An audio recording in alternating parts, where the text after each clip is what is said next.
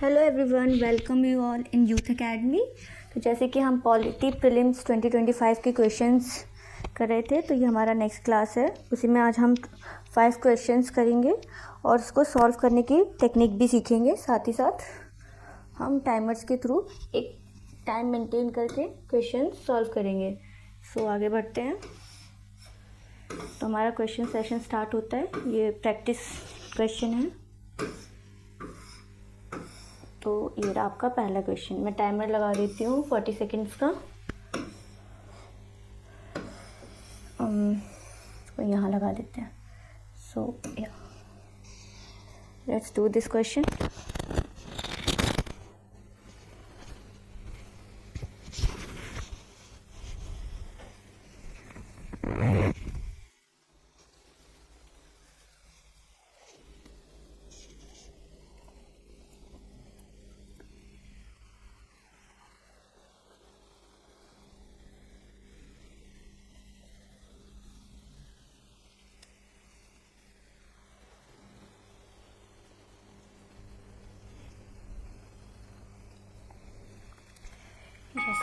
Time sir. तो question क्या था? With reference to directive principle of the state policy. तो हमें पता है हमारी directive principle of the state policy article 36 से लेकर आर्टिकल 51 तक है, जो कि पार्ट 4 में कॉन्स्टिट्यूट होते हैं। तो इसमें क्या पूछा है कि आर्टिकल 51, हमारा लास्ट आर्टिकल की बात हो रही है। Article 51 of the constitution of India provide for, किसकी बात कर रहा है वो? आर्टिकल 51 में क्या प्रोविजन मेंशन है directive principle of the state policy में? तो आपने मेरी एक क्लास देखी हुई जिसमें मैंने आपको ट्रिक्स बताए हैं कि सारे DPSPs कैसे याद कर सकते हैं ट्रिक्स के थ्रू। तो उसमें मैंने एक ट्रिक्स बताया था कि जी 51 है, 1 look like I for international peace. तो इसमें हम क्वेश्चन में देख लेते हैं कहाँ पर international peace and security mention है। ऑप्शन 1 पढ़ते हैं, promotion of international peace and security. हमारा पहला ही आंसर मिल गया। तो आंसर 1 इसका आंसर ए, ऑप्शन ए इसका आंसर है। तो आपको जो भी आपको सारे DPSPs अगर याद करने हैं ट्रिक्स के थ्रू, क्योंकि DPSPs बहुत बड़ा प्रोविज़न पूरा है जिसमें आप बहुत सारे आर्टिकल्स हैं, उसके सब पार्ट्स हैं। तो आप एक ट्रिक के थ्रू उसको याद कर सकते हैं, जो कि मेरे क्लास ऑलरेडी मेरे यूट्यूब चैनल पे मेंशन है, तो आप उसको देख सकते हो। तो पहले का आंसर हमारा क्या हो गया? Option A, promotion of international peace and security 51 में DPSP मेंशन है। क्वेश्चन नंबर 2 देखते हैं आगे। ये ऑप्शन को मैं नीचे कर देती हूँ। 40 सेकेंड्स अगेन, लेट्स स्टार्ट।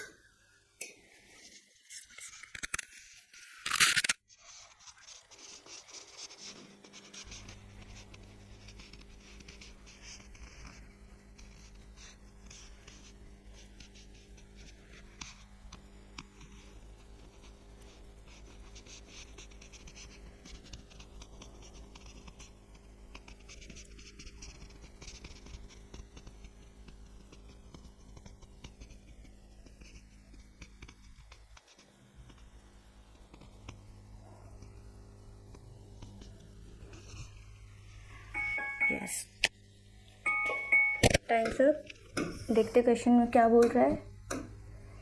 इसमें पूछा है which of the following statement with reference to the Indian constitution इसमें सभी पूछना है कौन सा ऑप्शन सही है जो इंडियन कॉन्स्टिट्यूशन में मेंशन है। तो जो the term basic structure of was added by the first constitution amendment act 1951। तो आपको पता होगा जो बेसिक स्ट्रक्चर का प्रोविजंस था, जो बेसिक स्ट्रक्चर डॉक्ट्राइन था, वो एक इम्पॉर्टेंट लैंडमार्क जजमेंट में कोर्ट के थ्रू, सुप्रीम कोर्ट के थ्रू प्रोनाउंस किया गया था। वो लैंडमार्क जजमेंट था केशवानंदा भारती केस। ये तो पॉलिटी के पूरे बच्चों को पता ही है इस जजमेंट का। ये एक ही ऐसा जजमेंट है जिसमें basic structure of the constitution के बारे में प्रोविजंस दिए गए थे। तो ये बेसिक स्ट्रक्चर जो डॉक्ट्राइन है, बेसिक स्ट्रक्चर डॉक्ट्राइन है, ये एक सिद्धांत है जो कि सुप्रीम कोर्ट ने कॉन्स्टिट्यूशनल बेंच में केशवानंद भारती केस में दिया था। तो जो बेसिक स्ट्रक्चर है, इसमें एक पॉइंट आप और याद कर सकते हैं। जो बेसिक स्ट्रक्चर का जो प्रोविज़न है वो कॉन्स्टिट्यूशन में ओरिजिनली मेंशन नहीं था। अगर ये ओरिजिनली नहीं था तभी तो इसको किसी सुप्रीम कोर्ट के इंटरप्रिटेशन के थ्रू कॉन्स्टिट्यूशन में लाया गया है और ये बेसिक स्ट्रक्चर जो डॉक्ट्राइन है ये डिफाइंड भी नहीं है कॉन्स्टिट्यूशन में। तो आपको इससे इसी क्वेश्चन से 3 फैक्ट्स पता चल गए कि basic structure Kesavananda Bharati case से लाया गया था, ओरिजिनल कॉन्स्टिट्यूशन में नहीं था और ये किसी कॉन्स्टिट्यूशन में डिफाइंड भी नहीं है। ये सुप्रीम कोर्ट के इंटरप्रिटेशन के हिसाब से टाइम टू टाइम चेंज होते रहते हैं और एक्सटेंड होते रहते हैं।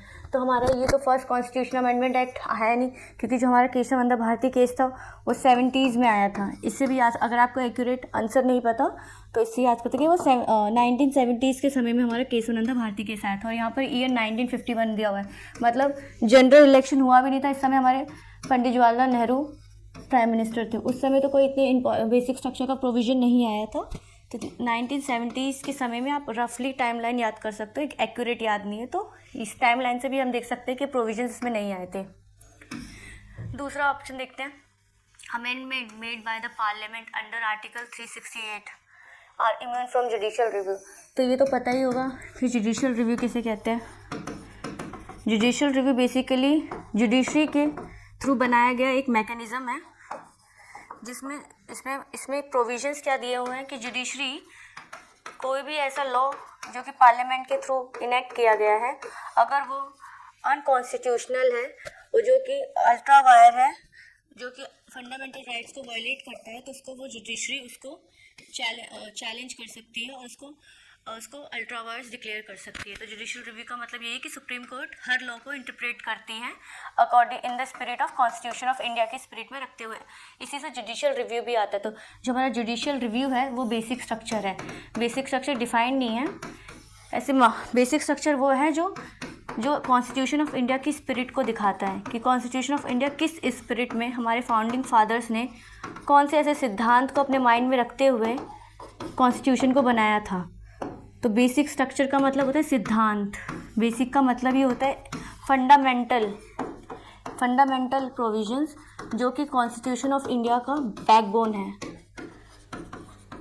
अगर जुडिशरी ही रिव्यू नहीं कर सकती किसी भी बिल के पार्लियामेंट के बनाए हुए, तो फिर वो तो अब हमारे कॉन्स्टिट्यूशन की स्पिरिट के अगेंस्ट जा रही है। तो इससे पता चल सकता है जुडिशियल रिव्यू एक बहुत ही इंपॉर्टेंट प्रोविज़न है जो कि इम्यून नहीं करती है। अगर वो इम्यून कर लेगी, हमारा जो 9th शेड्यूल है, मैंने आपको सारे शेड्यूल्स भी पढ़ाए हैं, ट्रिक के थ्रू मैंने आपको सारे शेड्यूल्स भी पढ़ाए। उसमें हमने देखा था जो 9th शेड्यूल था, जो फर्स्ट कॉन्स्टिट्यूशन अमेंडमेंट के थ्रू आया था 1951 में, उसमें क्या किया होता है, एक ब्लैंकेट बैन कर दिया था कि जो भी जुडिशियल रिव्यू एक 9th शेड्यूल में जो भी बिल्स जाएंगे वो उसको सुप्रीम कोर्ट जुडिशियल रिव्यू नहीं कर सकती। उसी को जुडिशरी ने अपने एक जजमेंट के थ्रू उसको बोला था कि ऐसा कोई भी बिल नहीं है जो जुडिशरी रिव्यू ना कर सके, मतलब उसको इंटरप्रिटेट ना कर सके। तो ये तो बहुत ही एब्सर्ड क्वेश्चन नहीं बन रहा, एक्सट्रीम जा रहा है ये। तो जो भी प्रीलिम्स में क्वेश्चंस होते हैं उसमें हमें देखना होता है कि कोई एक्सट्रीम वर्ड्स तो नहीं है। अगर हमने कॉन्स्टिट्यूशन की स्पिरिट को भी जाना है, इसमें ऐसा एक भी कानून नहीं है जो जुडिशरी इसको रिव्यू ना कर सके। इसमें ऐसे डायरेक्ट बोला जा रहा है कि made by the parliament under article 368 are immune. ऐसा कोई प्रोविजन नहीं है जो कि पार्लियामेंट इम्यून करता है अपने बिल्स को to not make this judicial review. तो ये बहुत ही एक्सट्रीम वर्ड जा रहा है और हमें एक्सट्रीम वर्ड आइडेंटिफाई करने पड़ेंगे। तो ये हमारा भी गलत है। तो इसमें क्या होगा, हमारा फर्स्ट भी गलत है और ये भी गलत है। तो इसमें पूछा है करेक्ट कौन कौन से हैं, 1 नहीं है तो 1 है, तो डी है इसका आंसर, नाइदर 1 नॉट 2। अब नेक्स्ट थर्ड क्वेश्चन पे जाते हैं। टाइमर अगेन मैं 40 सेकेंड्स का लगा देती हूँ। Solve this question.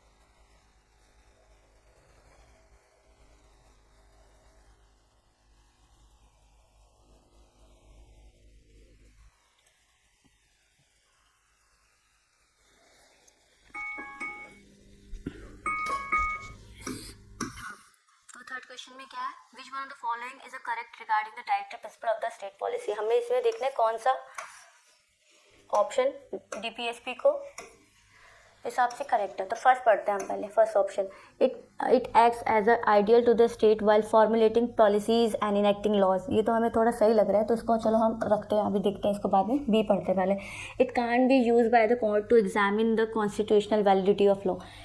कांट, यहाँ पर चेंज हो गया क्वेश्चन। सो हमने देखा है कि डीपीएसपी को सुप्रीम कोर्ट कॉन्स्टिट्यूशनल वैलिडिटी के लिए यूज़ कर सकती है, ये तो ये पता ही होगा। डीपीएसपी जो है सुप्रीम कोर्ट के थ्रू एग्जामिन कर सकते हैं कॉन्स्टिट्यूशनल वैलिडिटी प्रोवाइड करने के लिए, तो ये तो गलत हो गया। थर्ड ऑप्शन देखते हैं, it can be use to challenge government policies और टू सीक रिलीफ। चैलेंज, यहाँ पर वर्ड है चैलेंज। हमें पता है जो फंडामेंटल राइट और डीएसपी में सबने डिस्टिंक्शंस पढ़ी होगी।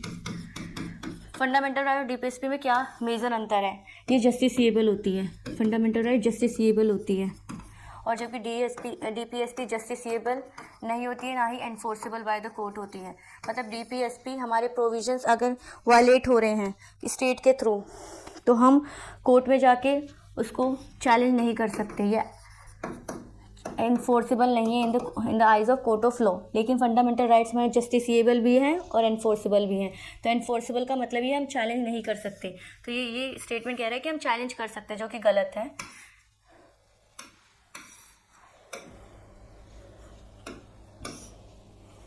तो ये ऑप्शन गलत हो गया, ये हो गया हमारा फर्स्ट, हमने रिजर्व करके रखा है, इसको हम फिर से देखेंगे। डी पढ़ते हैं, it resembles the instrument of instruction. यहाँ तक तो सही है, डीपीएसपी इंस्ट्रूमेंट इंस्ट्रक्शन को ही देख के लाया गया था। Enumerated in the government of India act 1919। तो आपको एलिमिनेट करने का एक टेक्निक ये है कि कोई भी डेट, ऐसी स्पेसिफिक डेट दी गई है, अगर आपको पता है कि वो स्पेसिफिक डेट सही है तो आप इस पर जा सकते हैं, नहीं है तो हम इसको डाउट की नज़रों से देखना है। हमें इसको डाउट से देखना है कि क्या 1919 में लाया गया था। हमें पता है जो भी हमारे ज़्यादा इंडियन कॉन्स्टिट्यूशन के सारे प्रोविजंस थे वो तो या तो गवर्नमेंट ऑफ इंडिया एक्ट 1935 से बोरो किए गए थे, या तो किसी फॉरनर कॉन्स्टिट्यूशन से, जैसे कि यूएसए से, यूके से। मेजर हमारे जो कॉन्स्टिट्यूशन का प्रोविजन था वो गवर्नमेंट ऑफ इंडिया एक्ट 1935 से लाया गया था। अगर हम 50-50 भी कर लें, चलो हमने माना कि ऑप्शन ए और डी थोड़ा बहुत सही है, हमें नहीं पता कि 1990 से लाएगा कि नहीं, लेकिन ऑप्शन वन कौन सा एक्यूरेट है, इसमें हमें ये नहीं देखना कि कौन कौन सा सही है, इसमें हमें देखना कौन सा बेस्ट ऑप्शन है। तो वन देखा, it acts as the ideal. हाँ, हमें लग रहा है डीपीएसपी एक आइडियल ही तो प्रोवाइड करता है। डीपीएसपी यही तो बताता है स्टेट को कि अगर फ्यूचर में अगर आपके पास फाइनेंशियल पावर आ चुकी है तो आपको ये प्रोविजंस अप्लाई करने हैं, तभी तो वो प्रोविजंस अप्लाई होते, तभी तो वो सुप्रीम कोर्ट उसको कॉन्स्टिट्यूशनल वैलिडिटी के लिए एग्जामिन कर सकता है। आइडियल है, state while formulating policies and enacting. State को, जिसकी हमारे मिड डे मील स्कीम है, वो तो एक आइडियल प्रोवाइड कर रहा है ना। हमारा डीपीएसपी हमने देखा है गांधीयन प्रिंसिपल पे भी बेस्ड है और लिबरल प्रिंसिपल पे भी बेस्ड है। अगर डीपीएसपी गांधी प्रिंसिपल पे बेस करा तो हम इसको करेक्ट ही मानेंगे, क्योंकि गांधी जी का बहुत सारे ऐसे आइडियोलॉजीज हैं जो कि कॉन्स्टिट्यूशन में एनश्राइन किए गए हैं। हमें इसको डाउट की नज़र से इसलिए देखते हैं क्योंकि जो ये स्पेसिफिक डेट्स होते हैं ना, इसको चेंज कर देते हैं। इसका करेक्ट आंसर 1935 है, क्योंकि ज़्यादातर प्रोविजंस 1935 से लेकर 1990 से ऐसा कोई प्रोविजन नहीं है, बहुत लिमिटेड है, जिसको हम याद करेंगे तो हमारे माइंड में रह सकता है, बट ये ऑप्शन गलत है। तो हमारा ये एक्यूरेट, सबसे बेस्ट आंसर हमारा ये जा रहा है, आंसर आइए ऑप्शन है हमारा करेक्ट है। क्वेश्चन फोर्थ के ओर चलते हैं।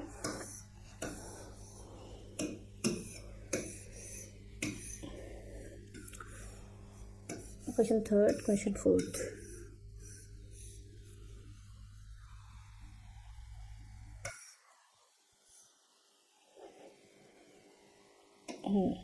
मेरा टाइमर पहुँच गया, let me bring the timer back.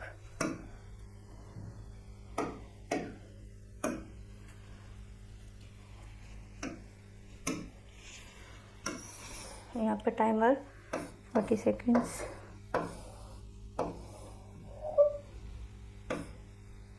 Yes. Question 4. Let's read it out.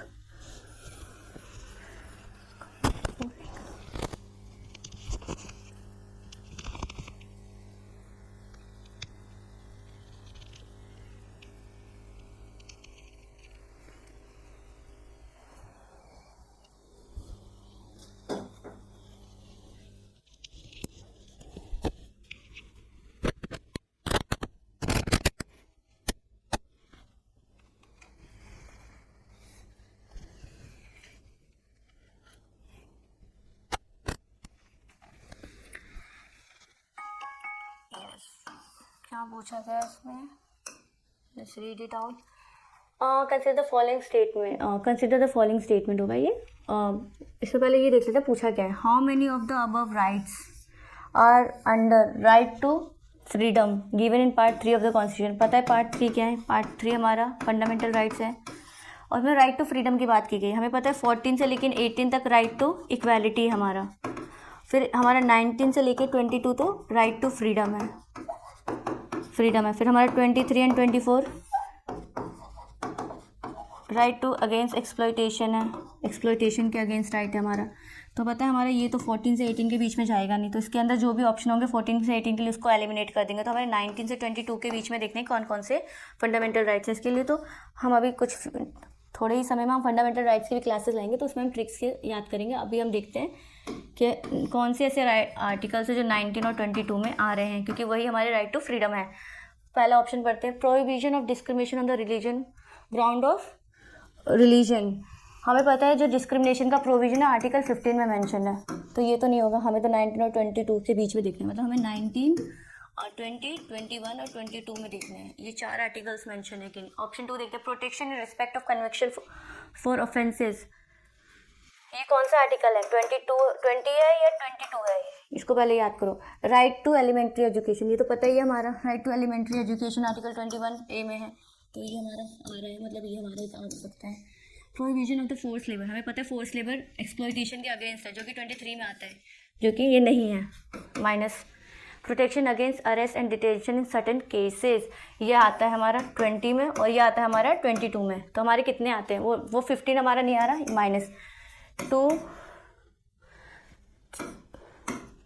हमारा आंसर है 2, 3, 5. तो ओनली 3 हमारा आंसर है B.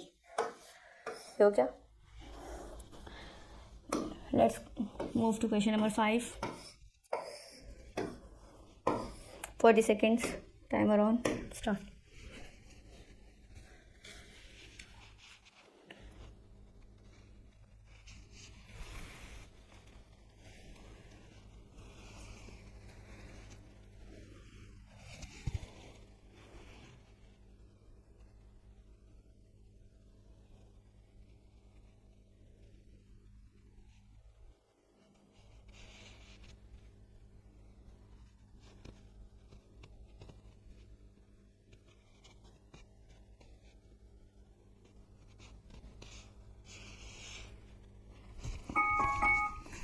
Yes. Have which of the following fundamental are available only to the Indian citizen and not to the foreigners. तो इसमें हमारे fundamental rights कहाँ से कहाँ तक के हैं. हमें पता है हमारे फंडामेंटल राइट्स आर्टिकल 12 से लेकर 32 तक है. ब्रॉडली 32 तक. फिर राइट टू रेमेडीज 32 में है. तो आर्टिकल 12 से लेकर 32 में. तो इसमें ये पूछा है कौन कौन से ऐसे राइट्स हैं जो कि सिर्फ इंडियन सिटीजन्स को प्रोवाइड है और फॉरेनर्स को नहीं है प्रोवाइड. तो इसमें मैं आपको याद करने का एक शॉर्ट ट्रिक बता देती हूँ कि हमारा एक नंबर की तरह याद सकते हैं. 15, 16, 18 सब क्लॉज 2, 19, 29 एंड 30. ये हमारे फंडामेंटल राइट्स हैं जो कि सिर्फ इंडियन सिटीजन्स को प्रोवाइड है. ये फंडामेंटल राइट्स हैं only provided to Indian citizens. कौन कौन से राइट्स हैं. आर्टिकल 15 डिस्क्रिमिनेशन के अगेंस्ट था. आर्टिकल 16 एम्प्लॉयमेंट का था. 18 टाइटल से रिलेटेड था. कोई फॉरेन टाइटल नहीं ले सकता है कोई Indian citizen. 19 right to freedom में आ रहा है. इसमें 19 में हम एक क्लास लेंगे. इसमें हम आपको इजी ट्रिक्स के थ्रू 19 के सारे सब क्लॉज याद करेंगे. 29 एंड 30 ये आप याद कर लो. ईजिली हो जाएगा. इस तरह से एक नंबर की तरह याद सकते हैं. 15, 16, 18 सब क्लॉज 2, 19, 29, 30 ये सारे ऐसे राइट जो इंडियन सिटीजन्स को प्रोवाइड है. अब इसमें से एलिमिनेट कर देते हैं. 15 देखते हैं कौन कौन सा है. Option 1 equal protection of law. ये पता है equal protection of law article 14 में मैंशनड है. तो क्या इसमें आर्टिकल 14 है. नहीं है तो हम इसको माइनस कर देंगे. ये नहीं है. ऑप्शन 2 देखते हैं. Prohibition of discrimination on the ground of race. ये हमारा डिस्क्रिमिनेशन से है जो कि आर्टिकल 15 में आता है. आर्टिकल 15 है इसमें. मतलब ये हमारा जाएगा. Protection of life and personal liberty. ये आर्टिकल 21 में है. 21 हमारा इस नंबर में नहीं आ रहा तो ये माइनस हो जाएगा. ये नहीं जाएगा. Freedom of profession. Freedom of profession 29 में मेंशन है. तो ये करेक्ट है. इसमें कितने ऑप्शन आ रहे हैं हमारे 2. तो आंसर है only 2. Option B is correct. तो ये नंबर आप याद कर सकते हो, 15, 16, 18, सब क्लॉज 2, 19, 29 एंड 30। इससे इजी हो जाएगा एलिमिनेट करना। तो एक बार आप आंसर चेक कर सकते हैं अपने। ये है हमारे 1 का ए, 2 का डी, 3 का ए, 4 का बी एंड 5 का बी। तो ये है हमारा आज का क्लास।